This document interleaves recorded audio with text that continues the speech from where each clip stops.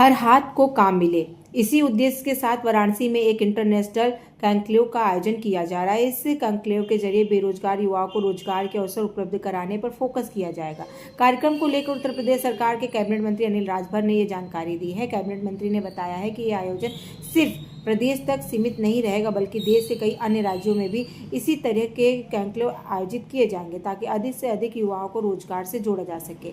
SIR और operation torch को लेकर विपक्ष के द्वारा लगाए जा रहे आरोप पर मंत्री अनिल राजभर ने तीखी प्रतिक्रिया दी है। उन्होंने कहा है कि यह सब फालतू की बातें हैं। बिहार चुनाव का हवाला देते हुए उन्होंने कहा कि वहां एक ऐसा मतदाता सामने नहीं आया जिसने ये कहा हो कि उसके साथ गलत हुआ है या उसका नाम वोटर लिस्ट से गलत तरीके से हटाया गया है। अखिलेश यादव और राहुल गांधी पर तंज कसते हुए मंत्री ने कहा कि अब उनके पास विरोध के अलावा कोई काम नहीं बचा। देखिए, माननीय प्रधानमंत्री श्री मोदी जी का संकल्प है कि हर हाथ को काम मिले। उनकी सरकार हर हाथ को काम के संकल्प के साथ आगे बढ़ रही है और अपने प्रधानमंत्री जी के संकल्प को पूरा करने के लिए उत्तर प्रदेश की सरकार मुख्यमंत्री जी के लीडरशिप में पूरी प्रतिबद्धता के साथ रात दिन काम कर रही है। देश में कहाँ हम अपने बेरोजगारों को मौका दे सकते हैं, दिला सकते हैं। देश के बाहर जो मैन पावर की डिमांड है उसके आधार पर अपने बेरोजगार नौजवानों को का अवसर हम उनके लिए कैसे बना सकते हैं, इन तमाम संभावनाओं पर आज उत्तर प्रदेश की सरकार और श्रम सेवा योजन विभाग इस संभावनाओं पर काम कर रहा है। और उसी क्रम में अभी नोएडा में हमने सेमिनार किया, अभी आज बनारस में सेमिनार हो रहा है, इसके बाद मुंबई, सूरत, पूना और बंगलौर भी हमारी टीम जाने वाली है। हम अपने मैन पावर को और कैसे ट्रेंड करें, दुनिया की जो रिक्वायरमेंट है उसके आधार पर अपने मैन पावर को हम कैसे तैयार करें, इस बात को लेकर पूरे उत्तर प्रदेश को 6 जोन में बांटकर और 6 बड़े स्किल सेंटर बनाने का भी काम हम लोग करने जा रहे हैं।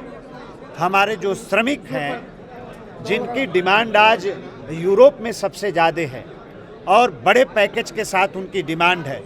हमारे जो डॉक्टर हैं, इंजीनियर हैं, हमारा पैरामेडिकल स्टाफ है, हमारा जो नर्सिंग स्टाफ है जिसकी डिमांड आज जर्मनी जैसे देश में बहुत ज़्यादा है, जापान में बहुत ज़्यादा है, उस हिसाब से अपने मैन पावर को भी हम तैयार करने जा रहे हैं। कहने का मतलब है कि जो हमारी बेरोजगारी की समस्या है उसके समाधान के लिए हम हर उपाय करने के लिए हम लोग आगे बढ़ रहे हैं। हर संभावना पर हम काम कर रहे हैं। इतना आउटपुट क्या निकला सर? आप रोजगार मंत्री हैं, आप अभी क्या आंकड़ा कितने अभी तक आंकड़े जब से देश आज़ाद हुआ है तब से लेकर अब तक उत्तर प्रदेश की बेरोजगारी दर आज सबसे न्यूनतम स्तर पर है। हमने पिछले 8 साल में 9 लाख बेरोजगारों को सरकारी नौकरी से जोड़ा है। हमने पिछले 8 वर्ष के अंदर 14 लाख से ज़्यादा बेरोजगार नौजवानों को निजी क्षेत्र में सेवा योजित कराया है। हमने 3 करोड़ बेरोजगार नौजवानों को हमने स्वरोजगार से जोड़ने का काम किया है और मुख्यमंत्री युवा उद्यमी अभियान हमने चलाया और नौजवान कितना जुड़े आप सब लोग जानते हैं। हमने 30 लाख बेरोजगार नौजवानों को की कैरियर काउंसलिंग किया है। कहने का मतलब हम कोई उपाय नहीं छोड़ना चाहते हैं। सर, लेकिन जो आप आंकड़े बताते हैं, चाहे वो रोजगार को लेकर एम्प्लॉयमेंट रेट की बात हो, नंबर्स की बात हो या आप ग्रोथ रेट की बात करते हो, जमीन पर उसका असर देखिए सर उतना है नहीं। आप विपक्ष अपनी जगह पर है, लेकिन रोजगार को लेकर अभी जैसे इजराइल जाने वाले बहुत से लोग जो सिलेक्ट हो चुके हैं वो किसी होटल के बाहर हैं, कह रहे हैं हम लोग की संख्या 3000 से ज़्यादा है, हम लोग का सिलेक्शन हो चुका है, हम लोग को भेजा नहीं गया और फिर से नई वैकेंसी आ गई इजराइल से। नहीं, ऐसे नहीं विभिन्न। देखिए क्या है कि कभी इजराइल ने डॉक्टर मांगा तो हम उसके जगह श्रमिक तो भेज नहीं सकते।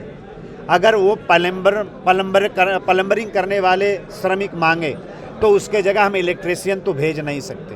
हम सड़क बनाने वालों की डिमांड आई तो उसके जगह हम ईंटा जोड़ने वाले को तो भेज नहीं सकते हैं। तो इस बात को समझना पड़ेगा। हमारा कोई भी नौजवान इजराइल गवर्नमेंट के लोग आते हैं, वो टेस्ट लेते हैं और वो जिनको टेस्ट में पास करते हैं, ऐसा हमारा कोई भी नौजवान नहीं बाकी रहेगा, हमारा कोई श्रमिक बाकी नहीं रहेगा, वो जाएगा।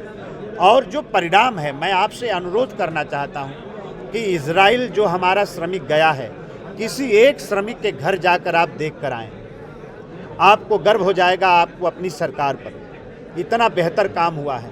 अभी जो लखनऊ में हमने रोजगार महाकुंभ किया, 1600 से ज़्यादा लोगों को हमने ओमान, दुबई, मस्कट जैसे जगह पर भेजा है। आप उनके घर संपर्क करके आए। हमने एक बेरोजगार मेले में हमने 16,000 से ज़्यादा लोगों को देश के अंदर हमने एम्प्लॉयमेंट दिया है, प्लेसमेंट दिया है। आप उसको जाकर उनको देख कर आए। हम ये नहीं कहते हैं कि हमने सब समस्या का समाधान कर दिया है। हम ईमानदारी से प्रयास कर रहे हैं, परिणाम बहुत बेहतर है। एम्प्लॉयमेंट को लेकर क्या अब ये मान लिया जाए कि यूपी गवर्नमेंट लुकआउट पॉलिसी पर चल रही है कि बाहर की ओर रोजगार की संभावनाएं देखें? हाँ बिल्कुल, हम हर संभावना पर काम करेंगे और इसीलिए हमने रोजगार मिशन का गठन किया है। आज तक कभी ऐसा नहीं हुआ। रोजगार मिशन का हमने गठन किया और देश में उत्तर प्रदेश तीसरा स्टेट है जिसको भारत सरकार ने आरए का लाइसेंस दिया है। मतलब देश के बाहर हम हर संभावना पर काम कर सकते हैं, अपने लोगों के लिए अवसर बना सकते हैं, अपने लोगों को वहाँ के रोजगार के साथ जोड़ सकते हैं। भारत सरकार ने इस बात की स्वतंत्रता हमको दी और हमें लाइसेंस दिया। को लेकर के सदन में काफी बहस चल रहा है, विपक्ष सवाल। अब कांग्रेस के लोगों से क्या बात करें?